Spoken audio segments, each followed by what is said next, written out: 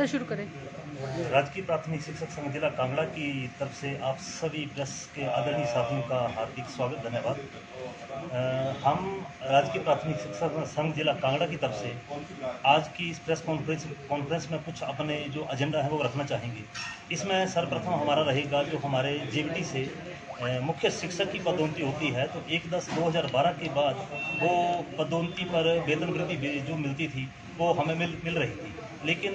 जनवरी 2016 का जो वेतन आयोग की रिपोर्ट लागू हुई, जो 3 जनवरी 2022 से इम्प्लीमेंट हुई है, उसमें जो मुख्य शिक्षक की पदोन्नति पर जो वेतन लाभ मिलता था, वेतन वृद्धि का लाभ मिलता था, उसको सरकार ने विड्रा कर दिया है। तो इस प्रेस कॉन्फ्रेंस के माध्यम से मेरा सरकार से और विभाग के उच्च अधिकारियों से विशेष अनुरोध रहेगा कि कृपया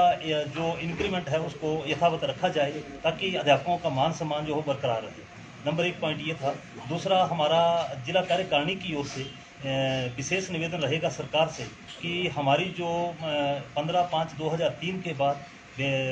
पुरानी पेंशन जो थी उसको बदल करके नई पेंशन योजना जो है वो सरकार ने लागू कर दी है, जिसमें कि कर्मचारियों को सेवानिवृत्ति के उपरांत बहुत कम जो पेंशन है वो मिल पा रही है। तो ऐसी स्थिति में उनको सेवानिवृत्ति के उपरांत अपना जीवन यापन करना या घर की व्यवस्था चलाना जो है बहुत मुश्किल है। हमारा जो न्यू पेंशन स्कीम कर्मचारी महासंघ है, अलग से वो भी इस डिमांड को लेकर के सरकार के पास समय समय पर अपने आंदोलन, धरना प्रदर्शन वगैरह करते रहते हैं। और हमारे प्राथमिक शिक्षक संघ की ओर से सर्वप्रथम हमारे संगठन ने ही इस बात को उठाया था कि पुरानी पेंशन जो है वो बहाल की जाए, ताकि सेवानिवृत्त होने के उपरांत कर्मचारी का जीवन यापन जो है वो सम्मानपूर्वक व्यतीत हो सके। इसी के साथ जो 3 जनवरी 2022 की बात करूं तो नया वेतन आयोग जो है हिमाचल प्रदेश में लागू हुआ, लेकिन उस वेतन आयोग के लागू होने के उपरांत बहुत सारे हमारे कर्मचारियों ने, लगभग 90 से अबव कर्मचारी जो हैं आज की डेट में, उन्होंने उस स्केल को ऑप्ट कर लिया है और वो स्केल मिल रहा है। लेकिन इसके बावजूद अभी तक सरकार के द्वारा जो 1 जनवरी 2016 से लेकर के 31 दिसंबर 2021 तक एरियर का जो बकाया राशि हमारी 6 वर्षों का भुगतान था, उसके बारे में सरकार की ओर से आज दिन तक कोई भी कार्रवाई नहीं की जा रही है। विभिन्न समाचार पत्रों के माध्यम से हमें जानकारी मिल रही है कि सरकार अपने संसाधन चलाने के लिए या अपनी व्यवस्था को चलाने के लिए जैसा रिजर्व बैंक ऑफ इंडिया से लोन लेते हैं, तो वो लोन लेने के चक्कर में है। लेकिन आज समाचार पत्रों के माध्यम से भी जानकारी मिली है कि इसके बावजूद जो है वो अभी सरकार वेतन आयोग का जो एरियर है, हमारा बकाया राशि बनती है 6 वर्षों की, उसके भुगतान के लिए अभी सरकार के पास कोई विचार नहीं है। इसी के साथ जो नए स्केल के साथ हमें भत्ते होते हैं, जो अलाउंसेज मिलते हैं, वो भी रिवाइज की जाने हैं। तो उन भत्तों के बारे में भी सरकार के द्वारा अभी तक किसी प्रकार का कोई कार्यवाही जो है वो विचाराधीन नहीं है और ना ही अमल में लाई जा रही है। इन स्केल के इम्प्लीमेंट होने से पूर्व हमें एक ही कैडर में अगर हम लोग काम करते थे तो उसमें एसीपी का हमें प्रावधान था, जिसके अनुसार 4 साल या 9 साल या 14 साल 3 विशेष वेतन वृद्धि जो है वो कर्मचारियों को दी जाती थी। लेकिन इसके लागू होने से, पे स्केल के लागू होने से, हमारा जो 4/9/14 का एसीपी का जो मैटर था वो भी सरकार ने विड्रा कर दिया है। तो ऐसे में कर्मचारी, जैसा मैं अपने जेबीटी कैडर की बात करूं तो हमारा 25 से 26 सालों के बाद हमारा जेबीटी से अगली पदोन्नति हमें मिलती है जो मुख्य शिक्षक बनते हैं। और आज की डेट में मुख्य शिक्षक को जो पदोन्नति पर वेतन वृद्धि का लाभ मिल रहा था वो भी बंद कर दिया है। तो इस प्रकार से सारी असुविधा जैसी स्थिति बनी हुई है। तो हम चाहते हैं सरकार से और विभागीय अधिकारियों से कि हमें जो वेतन वृद्धि का लाभ था और एरियर के जो पे कमीशन का एरियर और उसके जो अलाउंसेस थे और एसीपी, ये बहाल कर दी जाए, ताकि कर्मचारियों का मान सम्मान पूर्वक जो है वो वेतन मिल सके। इसके उपरांत आजकल पाठशालाओं में मल्टी टास्क वर्कर की अपॉइंटमेंट के लिए हमारे जो एक कमेटी बनी है, जिसमें सब डिवीजन लेवल पर हमारे एसडीएम महोदय जो हैं, उपमंडल अधिकारी, वो इसके अध्यक्ष हैं। और 3 मेंबर की कमेटी है, जिसमें कंसर्न्ड बीओ जो हमारे होते हैं, खंड प्रारंभिक शिक्षा अधिकारी, वो उसके सदस्य हैं। और एक सदस्य जो कंसर्न्ड स्कूल की स्कूल मैनेजमेंट कमेटी है, उसके प्रधान हैं। इनकी अध्यक्षता में मल्टी टास्क वर्कर की अपॉइंटमेंट के लिए साक्षात्कार या काउंसलिंग का है, तो वो आजकल चल रही है। लेकिन इसमें एक परेशानी वाली बात यह है कि जो पूर्व में नोटिफाई पाठशाला हुई है, जहां पर पोस्ट नोटिफाई हुई है मल्टीटास्क वर्कर की, वहीं पर है। और उसके उपरांत जो अप्रैल या मई महीने में हमारा जो वाटर कैरियर होते थे पहले, मल्टीटास्क वर्कर से पहले उनका नाम था वाटर कैरियर, तो वो वाटर कैरियर जब पदोन्नत होकर के रेगुलर पोस्ट पर, 3 की पोस्ट पर चले गए हैं, तो वहाँ पर अगर बच्चों की स्ट्रेंथ जो है वो 40, 50 से 60 भी है, और वहाँ पर स्कूल में मल्टीटास्क की वर्कर की पोस्ट जो है आज की डेट में भी नोटिफाई नहीं की गई है, तो वहाँ पर हमें पाठशालाओं को बंद करने के लिए या अन्य सफाई संबंधी व्यवस्थाएं या मल्टीटास्क वर्कर के जो भी ड्यूटीज़ होती है, असाइन होते हैं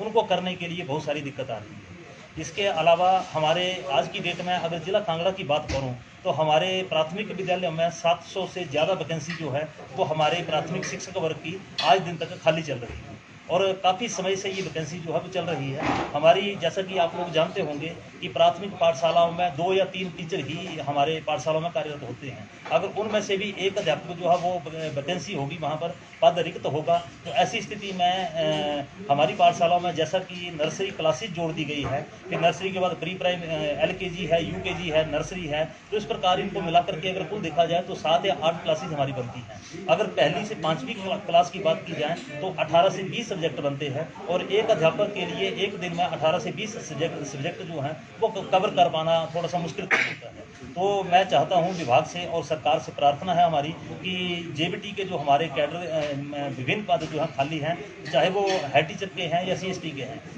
CST के और हेड टीचर के, यही में से JBT से जब प्रमोट होंगे तो हेड टीचर की पोस्ट भरी जाएगी और हेड टीचर से प्रमोट होकर के CST की पोस्ट भरी जाती है। लेकिन JBT की पोस्ट जो है वो आज की डेट में मेरे ख्याल से अनुमानित जो है वो 700 से ज़्यादा पोस्ट जो है वो जिला कांगड़ा में रिक्त चल रही है। तो ऐसे हालात में व्यवस्था चलाना जो है वो प्राथमिक शिक्षक वर्ग के लिए थोड़ा सा कठिन काम हो चुका है। तो हम चाहेंगे कि ये वाली जो पोस्ट है JBT के रिक्त पद हैं, शीघ्र अतिशीघ्र सरकार इनको भरे ताकि क्वालिटी एजुकेशन जो है बच्चों को दी जा सके। इसके अतिरिक्त हमारी पाठशालाओं में जैसा कि आप सब लोग जानते हैं कि मिड डे मील की व्यवस्था जो है वो सुप्रीम कोर्ट के आदेशानुसार हमारी पाठशालाओं में लागू है और सितंबर 2004 से ये बड़ा स्मूथली काम चल रहा है। लेकिन अब बात करूं मिड डे मील के बजट की, तो सरकार की ओर से फरवरी महीने तक तो जो बजट है वो दे दिया गया है। फरवरी महीने के बाद 1 मार्च से पाठशालाओं में हॉट कुकड मील जो है वो सर्व किया जा रहा है और उसकी जो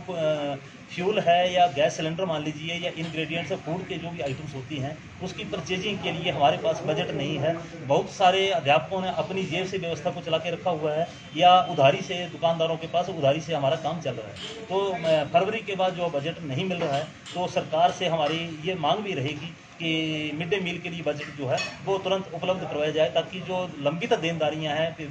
दुकानदारों के पास हमारे अध्यापक वर्ग की ओर से, पाठशालाओं की ओर से वो देनदारियां की जा सकें। मैं मिड डे मील के संदर्भ में एक बात और करना चाहूँगा कि हमारा जो प्राइमरी स्तर तक मिड डे मील के लिए पर स्टूडेंट पर डे जो खर्च मिलता है वो 4.97 रुपीज़ है, 4 रुपये 97 पैसे मिलता है। आज की डेट में जितना खर्चा बढ़ चुका है, आप सब लोग जानते हैं कि सिलेंडर, गैस सिलेंडर अगर यूज़ करें तो उसका एक सिलेंडर का रेट जो है वो 1100 रुपये के से ऊपर सिलेंडर की कीमत जो है वो होती है और 4 रुपये 97 पैसे में इसको जस्टिफाई करना या फूड की बात करूं, बच्चों को बढ़िया फूड या क्वालिटी बेस्ड फूड प्रोवाइड करवाने के लिए 4 रुपये 97 पैसे में भयंकर हमें परेशानी आ रही है। तो मैं चाहता हूं कि हमारा जो मिड डे मील का बजट है वो समय पर दिया जाए और मिड डे मील के रेट्स जो हैं जो 4 रुपये 97 पैसे से बढ़ा करके इसका एक उचित मान सम्मान पूर्वक जो बच्चों के लिए भोजन की थाली की व्यवस्था है वो की जाए। क्योंकि 4 रुपये 97 पैसे में मैं नहीं समझता कि गैस का या खाद्य सामग्री का खर्च जो है वो 4 रुपये 97 पैसे में कवर हो सके। आज की डेट में अगर बाहर ढाबा की बात करें बच्चों के लिए या किसी गेस्ट के लिए भी थाली की, मैं समझता हूँ कि जो हमारे उपायुक्त महोदय खाद्य वस्तुओं के रेट तय करते हैं तो वहाँ पर भी 70-80-100 रुपये की एक व्यक्ति के लिए थाली का रेट वहाँ पर रखा गया होगा। तो 4 रुपये 97 पैसे में कैसे इस स्थिति को हम मैनेज करें, तो इसके लिए मैं चाहूँगा कि इस रेट्स को भी इनको बढ़ाया जाए और ताकि हम लोग जो हैं पाठशालाओं में इस प्रकार की अव्यवस्थाओं में ना उलझ करके सिर्फ बच्चों को गुणवत्तापूर्वक शिक्षा जो है वही प्रदान करें। इन सारी परेशानियों से, इन जो चिंताएं हैं, ताकि दुकानदारों का जो लंबित देनदारियां हैं, इस प्रकार की चिंताओं से हमारे अध्यापक वर्ग को मुक्त किया जाए। धन्यवाद। आप मांग ही रख रहे हैं या कोई अल्टीमेटम भी है? अल्टीमेटम के दौरान नहीं होता है जी, तो आप भी क्या प्राध्यापक वर्ग जो है कॉलेज कैडर का उनकी तरह हड़ताल पर जाएंगे या ऐसे सिर्फ मांग ही करते रहेंगे? नहीं, जैसा कि मैं मिड डे मील बजट की बात करूं तो इसमें जो सुप्रीम कोर्ट के आदेशानुसार मिड डे मील के रहने दीजिए, आप जो रिक्त पद हैं, हाँ, रिक्त पद, स्कूलों में रिक्त पद हैं और बाकी आपकी मांग है उनको लेकर आप मांग करेंगे JBT को खोला जाएगा, तो उनको लेकर आपने अल्टीमेटम रहेगा आपकी ओर से या आज हम इस कॉन्फ्रेंस के माध्यम से सरकार से यही मांग कर रहे हैं कि हमारे जो रिक्त पद है, या जैसा एरियर की बात करेंगे, जो वेतन आयोग की जो इम्प्लीमेंट किया वेतन आयोग, उसके जो एरियर्स हैं उसके लिए हम अभी डिमांड ही करेंगे। और इसके उपरांत अभी एक और बात करूं कि हमारा जो संगठन के हैं वो चुनाव चल रहे हैं, हमारे संगठन के पदाधिकारियों के चुनाव चल रहे हैं और जुलाई के अंत तक जो है वो प्रदेश स्तर के चुनाव जो है हमारे संपन्न होने की संभावना है। और जैसे ही हमारे नए जो प्रदेश अध्यक्ष चुन लिए जाएंगे तो उनके साथ वार्ता करके, बैठक करके, अगर सरकार इसको बहाल नहीं करती है, पे एरियर जो है वो समय पर नहीं देती है, या बजट की बात करूँ वो समय पर हमें नहीं दी जाते हैं, तो इसके लिए हम आगामी कदम उठाने से भी गुरेज नहीं करेंगे। जैसा कि मिड डे मील की बात है, मैं यहाँ पर ये स्पष्ट कर दूँ कि सुप्रीम कोर्ट के निर्देश अनुसार पाठशालाओं में मिड डे मील हमें चलाने के लिए हम बाध्य हैं। लेकिन अगर ऐसी ही स्थिति रही तो हम सरकार से ये मांग करेंगे कि ये किसी प्राइवेट एजेंसी को ये कार्य सौंप दिया जाए, या समय पर इसको हमें बजट जो उपलब्ध करवा दिया जाए। अगर ऐसा नहीं होता है तो कोई ना कोई एक ऐसा निश्चित दिन भी आएगा जब हमें इसके बारे में कठोर निर्णय लेने की आवश्यकता पड़ेगी, और हो सकता है कि अगर बजट नहीं मिला तो हम इसको बंद करने के लिए भी प्रयास करेंगे, ऐसी सोच हम रखते हैं। राष्ट्रीय शिक्षा नीति लागू की जा रही है, उसमें आप लोगों का बहुत अहम योगदान रहेगा। तो आपको लगता है कि इस तरह से व्यवस्था रही तो गुणात्मक शिक्षा नहीं मिल पाएगी? बिल्कुल सर, अगर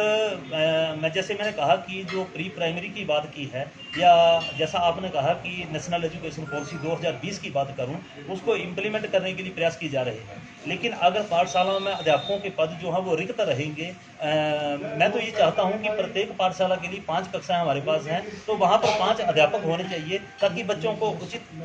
हाँ, नर्सरी को छोड़ करके अगर बात करूं तो 5 कक्षाएं ऑलरेडी हमारे पास हैं, और नर्सरी को इंक्लूड करें तो आज की डेट में, जैसे मैंने पूर्व में कहा कि LKG और UKG को जोड़ करके मिनिमम 7 कक्षाएं हमारी पाठशालाओं में बनती हैं। तो ऐसी स्थिति में 7 कक्षाओं को एक अकेले अध्यापक के द्वारा मैनेज करना बहुत कठिन कार्य है। तो सरकार से ये मांग रहेगी कि NEP को पूर्णतया लागू करने से पूर्व हमारी जो पाठशालाओं में रिक्त पद हैं उनको तुरंत भरा जाए। इससे पूर्व भी राइट टू एजुकेशन एक्ट जो हमारा 2009 में इम्प्लीमेंट हुआ था, तो उसके अकॉर्डिंग ये बात है कि एक उसमें धारा है, उसमें लिखा गया है कि ये सरकार की ड्यूटी होगी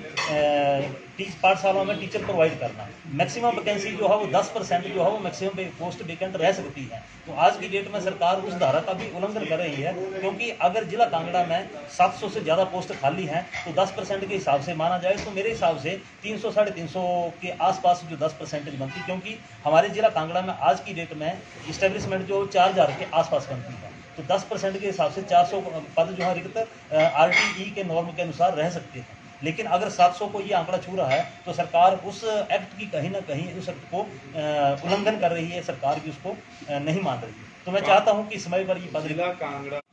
बहुत सारे, अगर मैं बात करूं, हाँ, 1700 के आसपास अगर बात करूं जिला कांगड़ा के प्राथमिक विद्यालयों की, तो उसमें से मेरे ख्याल से विदाउट टीचर, जहां पर एक भी टीचर नहीं है, व्यवस्था से अध्यापकों की हमारा जो एक क्लस्टर बना होता है वहां से प्रतिनियुक्ति पर अध्यापक जाकर के व्यवस्था चला रहे हैं। तो ऐसे अगर स्कूलों की बात करूं तो मेरे ख्याल से 70-75 के आसपास जो आंकड़ा है हमारा, ये विदाउट टीचर है, जहां पर हमारे आस पड़ोस की पाठशालाओं से व्यवस्था चला करके स्कूलों को चला जा रहा है। और अगर सिंगल टीचर की बात करूं तो मैं समझता हूं कि लगभग 400 के आसपास हमारा ये 400 से ऊपर ही हमारा ये आंकड़ा बनता है जहां पर सिंगल टीचर है। और जैसा मैंने पूर्व में कहा कि एक सिंगल अध्यापक के लिए, सिंगल टीचर के लिए 7 कक्षाओं को मैनेज करना, मैं समझता हूँ कि आप भी समझ सकते हैं कि अपने आप में एक भयंकर स्थिति पैदा हुई है।